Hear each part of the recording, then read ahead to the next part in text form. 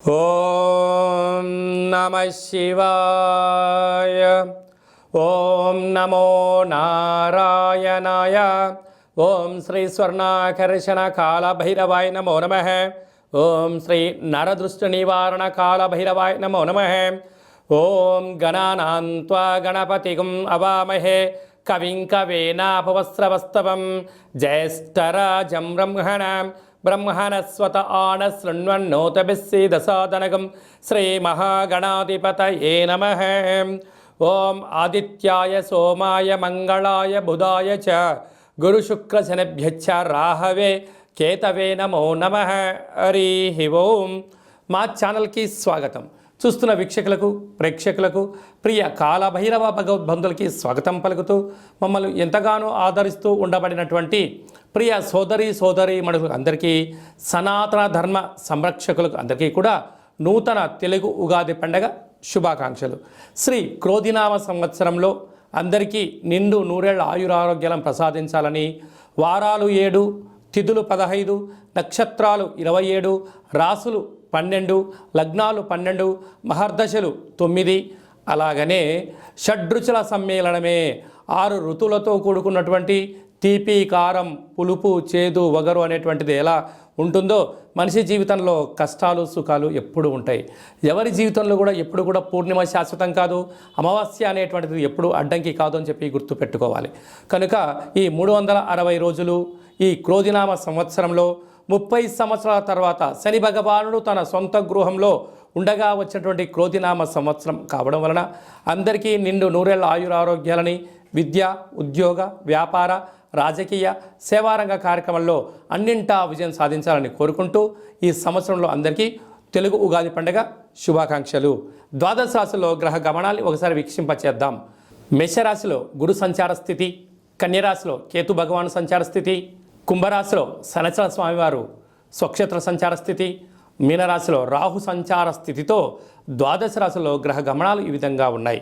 అలాగనే మనకు 26/4/2024 సంవత్సరంలో అనగా ఈ తెలుగు ఉగాది పండగ తదనంతరమే గురువు మేషరాశిలో నుంచి వృషభ రాశిలోకి నర్మదా నది పుష్కర సందర్భంగా గృహ మార్పు ఉందని చెప్పి గమనించాలి. ఈ క్రోధినామ సంవత్సరానికి అధిపతి రాజు అంగారకుడు.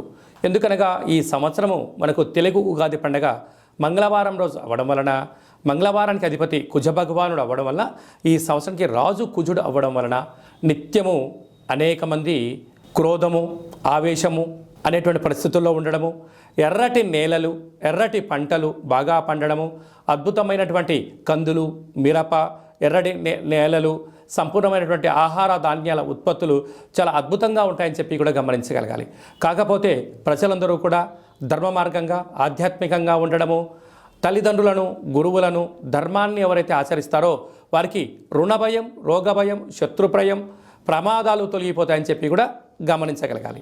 అలాగనే ఈ సంవత్సరము మంత్రివర్యులు శని భగవానుడు అవ్వడం వలన, ఆ శని భగవానుడు ప్రస్తుత కాలమాన ప్రకారంగా కుంభరాశిలో సంచారము చేయడం వలన ధర్మ మార్గంగా ఎవరైతే ఉంటారో వారికి చాలా మంచి కాలము అని చెప్పి గమనించగలగాలి. తెల్లటి నువ్వులు, విశేషమైన నీలం రంగు పదార్థాలు, పుష్పాలు, పండ్లు, పదార్థాలు, అద్భుతమైనటువంటి ధర్మ పరిపాలనగా, ధర్మంగా, న్యాయంగా, నీతిగా ఉండబడిన వారికి చాలా మంచి కాలం అని చెప్పి గుర్తుపెట్టుకోగలగాలి.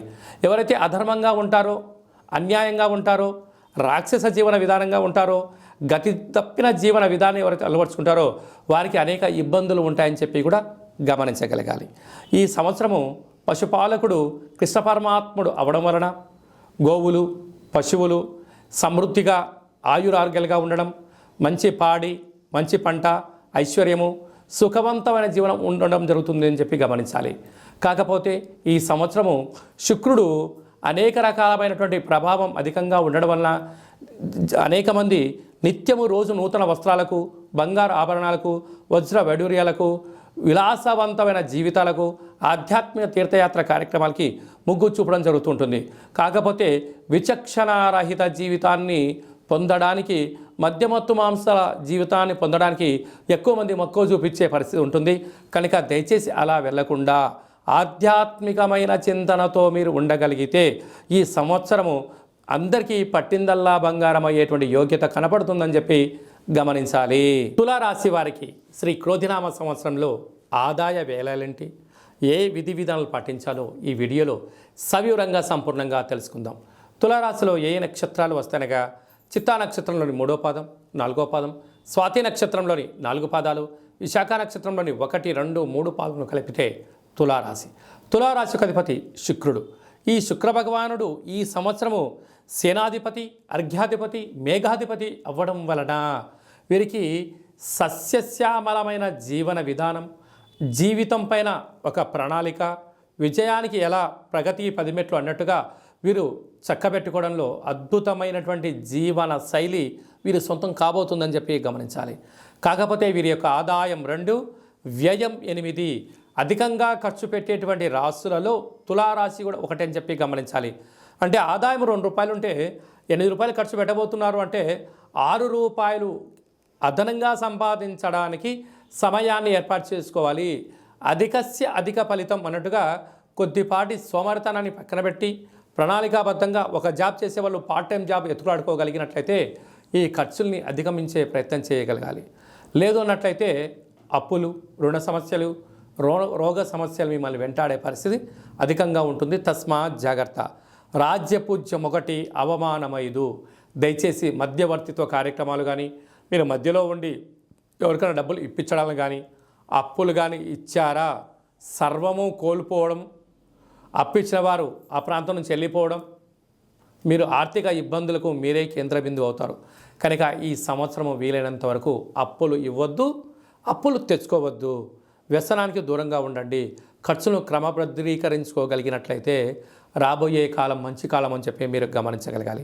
అలాగా చిత్తా నక్షత్ర జాతకులకు ఆరోగ్య పరిస్థితి చాలా బాగుంటుంది. స్వాతి నక్షత్ర జాతకులకు మధ్యసున్న కారణం వలన మనోవేదన, ఈ పని చేయాలా చేయకూడదా, చేస్తే ఏమవుతుంది, చేయకపోతే ఏమవుతుంది అనేటువంటి మానసికమైన సంఘర్షణలో మీరు ఉండేటువంటి పరిస్థితి ఉంటుంది. కనుక ఏదైనా తెలిస్తే చేయండి, లేకుంటే తల్లిదండ్రులను కానీ, గురువులను కానీ, ఆధ్యాత్మికవేత్తలు కానీ, మీరు ఏదైతే వృత్తులు చేస్తున్నారో ఎక్స్పర్ట్స్తో, నిపుణులతో సలహా తీసుకొని పనిచేసినట్లయితే ఈ మనోవేదనకు దూరం అయ్యే పరిస్థితి అధికంగా ఉంటుంది. విశాఖ నక్షత్ర జాతకులకు డిసెంబర్ వరకు బాగుంటుంది. డిసెంబర్ నుంచి తిరిగి ఉగాది పండుగ వరకు చివరి సున్నా కావడం వల్ల రోగము, ఇబ్బందులు, ఆర్థిక పరిస్థితులు, వాహన ప్రమాదాలు, సర్జరీలు జరిగే పరిస్థితి ఉంటుంది. ఆరోగ్యాన్ని జాగ్రత్తగా భద్రపరచుకోగలగాలి. అలాగా సేనాధిపతి, అర్ఘ్యాధిపతి, మేఘాధిపతి శుక్రుడు అవ్వడం వలన వ్యవసాయ సోదరీమణులకు తెల్లటి పంట అనగా పత్తి, జొన్నలు, వడ్లు బాగా పండడము, ఎర్రటి నేలలు కలిసి రావడము, సకాలంలో వర్షాలు పడడము, వస్త్ర వ్యాపారాలు, అత్తరు, సెంటు, పన్నీరు, వస్త్ర వ్యాపారాలు, డైమండ్ బిజినెస్లు, అలాంటి వాహనాలు, క్రయ విక్రయాలు చాలాకి వీరి యోగదాయకం అని చెప్పి గమనించగలగాలి. కనుక వీలైనంత వరకు మౌనం, ధ్యానం, దానం, ధర్మం యోగదాయకం అని చెప్పి మీరు గమనించగలగాలి. కనుక మీరు కపాల కాలభైరవ స్వామిని స్మరించడం, ఆనంద కాలభైరవ స్వామి యొక్క దీపాన్ని పూజామందులో పెట్టడం, కపాల కాలభైరవ స్వామి యొక్క ముగ్గురు ఇంటి బయట పెట్టుకోవడం వలన శత్రుదృష్టి, నరదృష్టి తొలగిపోయి ఐశ్వర్యం, ఆనందం, రైతు సోదరీమణులకు, గృహ భవన నిర్మాణ కార్యక్రమాల అందరికీ యోగదాయకం అని చెప్పి గమనించాలి. ఈ తెలుగు ఉగాది పండగ ఈ సంవత్సరం మొత్తాన్ని బాగా మనం పరిశీలించినట్లయితే గ్రహ గమనాలలో పెద్దగా మార్పులు లేవు. గురు భగవానుడు ఒక్కడే మేషరాశిలో నుంచి వృషభ రాశిలోకి సంచార స్థితి ఉంది. కనుక వీలైనంత వరకు ధర్మము, ఆధ్యాత్మికత, నిత్యము, ఆరోగ్యము, సంపూర్ణమైనటువంటి ప్రతి ఒక్క వ్యక్తిగత జాతకంలో మీరు అందరిపైన గ్రహ గమనాల పరిస్థితి చాలా అధికంగా ఉంటుంది. కనుక సూర్యోదయపు మునుపురమే లేవడము, పచ్చటి పైరు పొలాలలో సంచారము చేయడము, ఆకులతో కూడుకున్న జీవన విధానాన్ని ఏర్పాటు చేసుకోగలిగినట్లయితే మంచి కాలం ఉంటుందని చెప్పి గమనించగలగాలి. ఈ సంవత్సరము ఏప్రిల్ ఆఖరు నుండి ఆగస్టు 8వ తారీఖు వరకు అనగా 100 రోజులు దరిదాపు వివాహాది శుభ కార్యక్రమ ముహూర్తాలు లేవని చెప్పి ముందస్తుగా గమనించగలగాలి. కనుక ఈ సంవత్సరం అంతనూ కూడా మనం అద్భుతమైన విజయం సాధించగలగాలి అన్నట్లయితే ఒక్కొక్క నెలలో ఒక్కొక్క కాళభైరవ స్వామి వారు ఉంటారు. కనుక ఆ కాళభైరవ స్వామి యొక్క స్మరణ, కాళభైరవ స్వామి యొక్క కూష్మాండ దీపము, కాళభైరవ హోమము, కాళభైరవ రక్షణ కంకణాన్ని మనం ధరించగలిగినట్లయితే ఈ సంవత్సరాంతము కుజుడి యొక్క ప్రభావము, శని భగవానుడి యొక్క ప్రభావము తీక్షణ తగ్గి వృత్తులలో, ఉద్యోగాల్లో, వ్యాపారాల్లో మనం అనుకుంటున్న విజయం మన సొంతం అవుతుందని చెప్పి గమనించాలి.